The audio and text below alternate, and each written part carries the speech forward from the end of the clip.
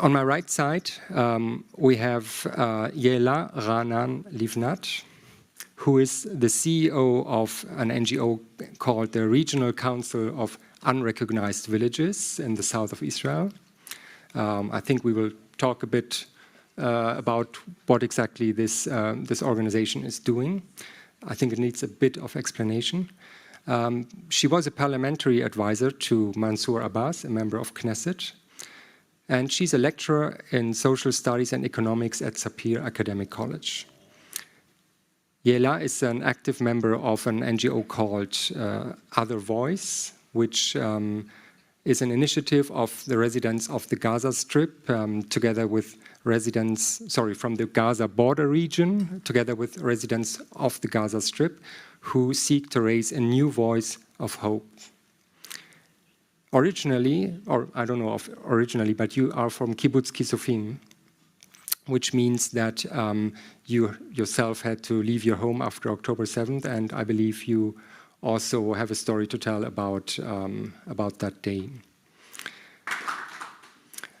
I want to start by asking Ya'la. The Regional Council for Unrecognized Villages is an organization that is doing advocacy work and assisting the inhabitants of several Bedouin villages in the south of Israel, which are several dozen villages which are not recognized by the state, even if they have been existing for decades, and that means they don't get any services from the state. So the council helps the inhabitants with all kinds of services. After October 7th, on and after October 7th, you were like almost on the front lines. These villages are not far away from the Gaza Strip, and they were heavily affected by rocket fire, and they didn't have a good defense system other than other places in Israel. So I wanted to ask, how has October 7th affected your work there in and with the villagers? And how has it changed your organization? Thank you. No?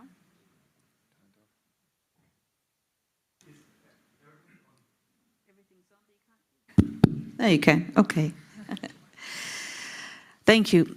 The Regional Council for the Unrecognized Bedouin Villages, RCUV for short, is an organization that the leaders of the villages created. In Israel, we have 20% of the Israeli citizens are the Palestinian minority. Of this, we have a minority, which are the Arabs of the Negev of Bedouin descent. So there's about 350,000 Bedouins, Arabs, Muslims in the south of Israel. Israel's policies have tried to concentrate this community into a small area as possible, urbanizing them into these concentration towns, which have been just a big failure. There's a lot of social breakdown, there's a lot of poverty. Half the population has refused to move into these towns and are living in the same place that they had lived before 1948 in their villages. The government, in order to convince them, and again I'm using the word convince in a bit sarcastic way, has not recognized the existence of these villages. So if you look at an Israeli map, they don't exist. When they don't exist, then they don't receive, there's no schools there, there's no roads, no public transportation. And the worst part is there is no planning, no urban plan for the village, meaning that there is no way that a person can go and receive a building permit. And so all the houses of about 150,000 citizens of Israel are illegal because there's no legal way to get it. And once they are illegal, that means the government has the obligation to demolish the house. And so all these people live under the threat of house demolitions, of their home being destroyed. So they created, in 1997, the leaders of the villages said, okay, we need to have our own representation and we'll do it as a organization, since the government does not allow us the regular one, like everybody else in Israel has a local council. So these 100, at the time there were 150,000, we have actually succeeded in creating a recognition for 14 villages. So these people made their umbrella organization, making sure the government could not do divide and rule against them. And they have, every village has a committee. Every committee sends their representative to the RCUV. We have elections every 4 years. And my boss is the elected person of the 100,000 citizens of Israel, Bedouins who live in the unrecognized villages. And what we do is everything needed to bring about their rights, education, health, public transport, stopping home demolitions.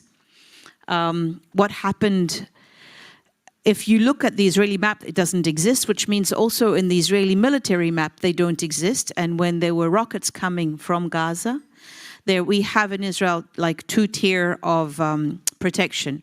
One is the dome, what's it called? The Iron Dome, which stops the rockets while they're in the air.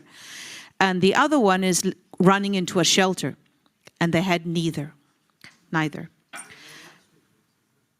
That is less of a problem because we can use the phones. But people didn't even want, I mean, it doesn't really help if you hear the siren, if you've got nothing to do about it.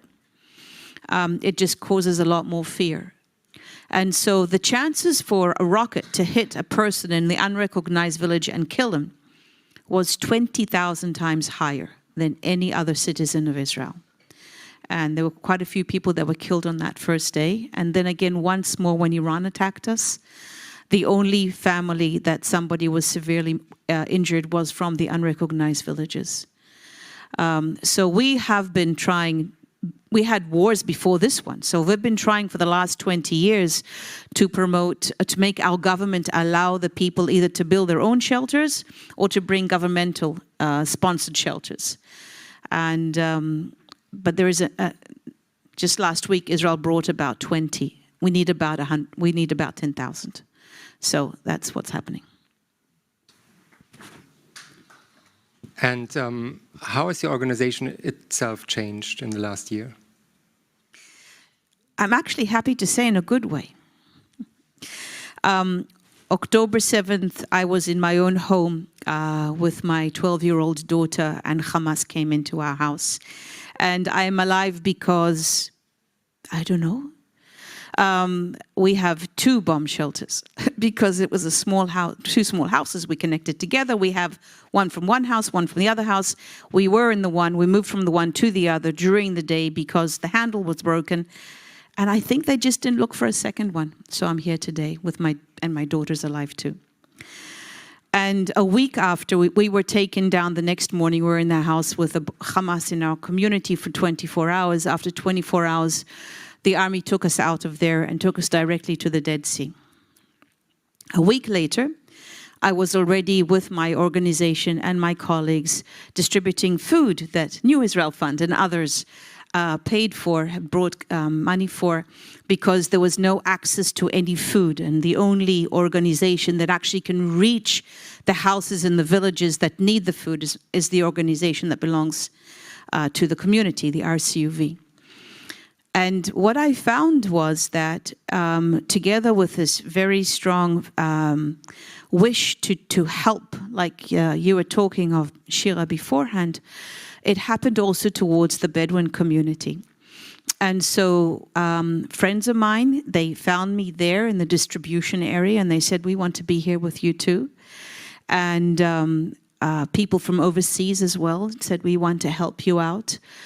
And so we received funds and we received friends, and we are, every day when I go to work, we are Jews and Arabs working together under Arab leadership inside Israel to change the situation. So it, in many ways, I mean, except for the death, I mean, of course, the negative parts of war, as an organization, we have found people in the organization are people that are happy to work together for a better future. Thank you. I want to open up the discussion a little bit. Any of you, do you have something to add from the perspective of your work, of your field? Maybe Yala? He told me we're going to have a second round, so I kept this for the second round. So, but a quick one. It's going to be quick. So I was speaking about the unrecognized villages, and you asked me about what happened since the war, but it didn't happen since the war. It started beforehand. This right-wing, the home demolitions have been going on for scores of years. But we are now into a new phase, with Bengvir being the Minister of National Security. He now has taken into his hands a process of demolishing entire villages. So it's not a house here and a house there. It's thousands of houses. But now, over the last 3 months, 3 villages have been destroyed. You came to see one of them. That's where we met first.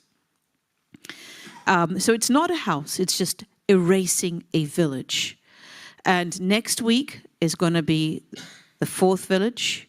And over the next year or so, we're expecting another 10 villages to be totally erased from these villages that have been there since before 1948. And so we're talking about at least 10,000 people who will have to, we don't know what's going to happen to them. And at the same time, Israel is creating Jewish communities, sometimes on the ruins of the village, and if not, then in the area. So there's 14 villages to be erased, and there's 14 Jewish communities to be erected within the same area. And so it's happening, you know, what the war has done is it's made our issue not important, because we're also killing 40,000 people in Gaza at the same time. So what is another village or two while Israel's creating such horrors in a different place? But for the people whose villages are going to be destroyed and are being destroyed and have been destroyed, it is a life being destroyed. So what's important for me in you inviting me here is that I can talk about it, because under so much noise, this is so silent. And so I want to thank also the New Israel Fund for all the time supporting us and knowing that this is important, and giving us the strength to do as much as we can to bring this out. And to do what we don't know yet, how to stop Ben-Gvir from destroying villages. We're thinking of all sorts of things, but our hands are tied. If he can do what he's doing in Gaza, who are we to say what he's going to do in the Negev? So yeah, thank you. Yela, you want to say something about Other Voice? Other Voice was created, it's people living on the Israeli Jewish people living on the Gaza border. And we created this organization many years ago when Israel was saying, we are bombing Gaza in order to protect you. And so we said, please don't do it. But we were a very small voice then and today. So that's why we call ourselves Other Voice, in the sense that this other voice from the border is, no, we want something else happening. For me, over the years, it's been, living on the border and having ongoing shelling and wars, and standing out with a voice that tells Israel, don't fight back. We don't want wars. Start a different process. It's a small minority. And so for us to have each other, it was very, very meaningful. Among other things, we made sure that we had friends from across the border. So people from Gaza who were also peace-seeking.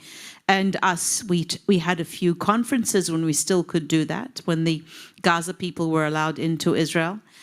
What happened sometimes is after they went back to Gaza, they were incarcerated by Hamas, so we stopped doing things like that. Now that the war is on, then they turn to us as much as they could to ask for the money needed to pay people from Egypt to let them into Egypt. So for us, it's our friends, and so we tried to help as much as we could, also financially, and we did help some family members of our friends. So it's an ongoing, we still exist, and we still work as much as we can. Most of the people now have been, the government has told everybody to go back home, except for very few communities. I'm one of the communities that has not gotten back home. It will be in a year or two. But it's important for us to do what we're doing, so that we have an ability to say, and it's also what you said and what your mother also belonged to Other Voice. So this is why we exist, and this is what we do.